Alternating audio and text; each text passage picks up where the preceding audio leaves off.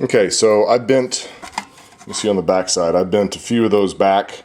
You want to bend them as close, the ones that actually will grab hold of the plastic all the way around. So you can see that one right there is bent in to grab the plastic, and it's nice and secure.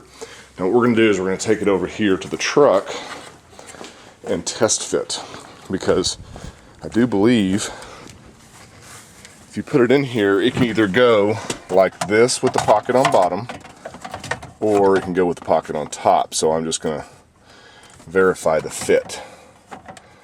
Okay, so looks like the pocket could go on bottom if you do please, or yep, fail.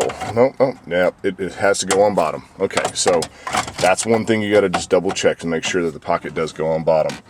So we do have a good fit, looks like. Yep. Okay, so now we're going to take out and we're going to slide the radio into its opening. Okay, so all you do is just reverse the operation of just sliding the radio back in, and it will snap into place. And then you just put your little trim ring back in there. It looks pretty nice. Man, back in the day, whenever they had the GM kits, they had a real shallow dash opening, and the kits actually made the radio stick out, oh, probably about yay far. It just looked awful. Now these days, it just looks so nice. So now what we want to do is we want to take the harness.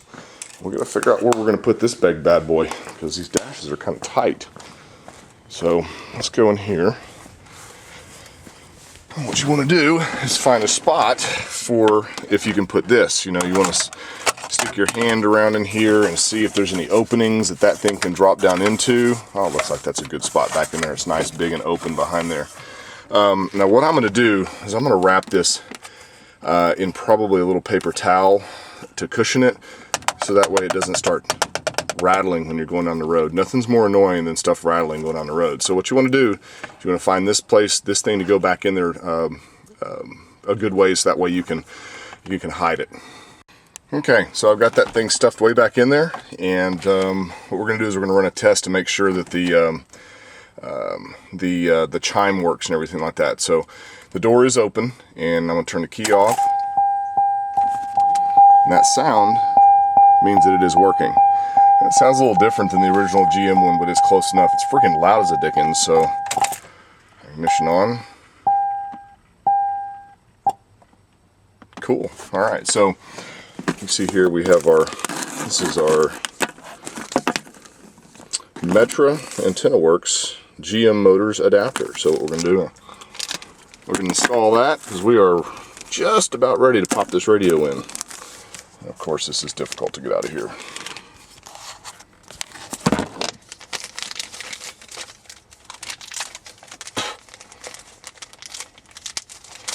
Okay, you see, it's got the little small end to the big end, and you want it to go, see how the small one right there is? You take it, you plug it in to the factory one, stick it back in there a ways. Now we're ready for the radio. Okay, so you see we got our radio. What you do is you take your plug here, and it plugs into the back. There's only one way it can go in. I'll make sure ignition's off first. Alright, ignition's off. And plugged in radio. And we'll plug in the antenna. Used to be able to do this with one hand, and I got it. Yes, maybe, yes.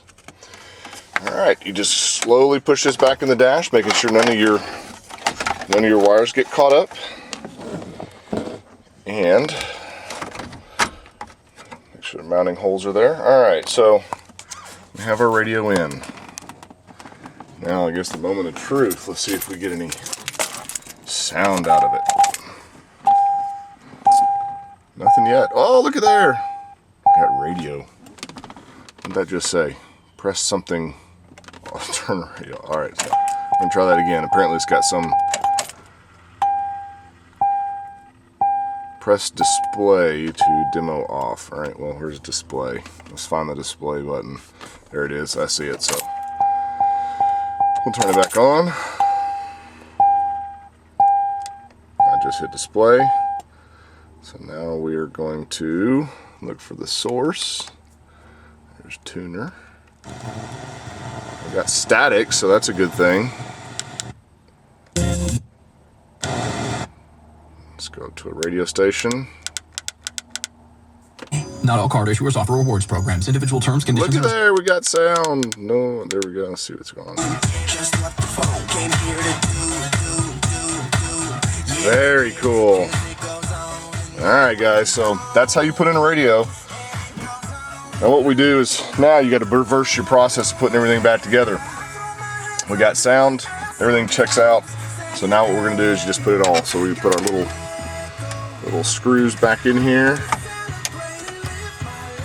And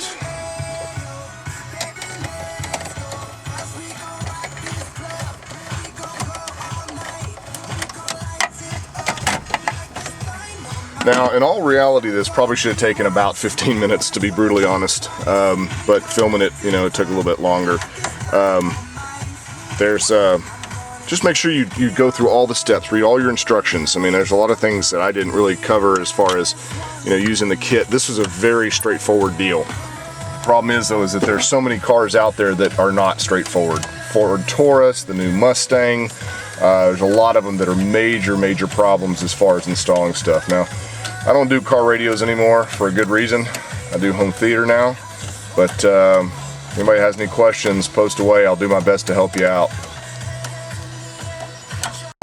Alright, so everything's in. We got the dashboard together. All perfect. Put your car back in park. I'm gonna get the iPod cable, so hope this helped you guys. These are actually very easy to do. You shouldn't be afraid of it at all.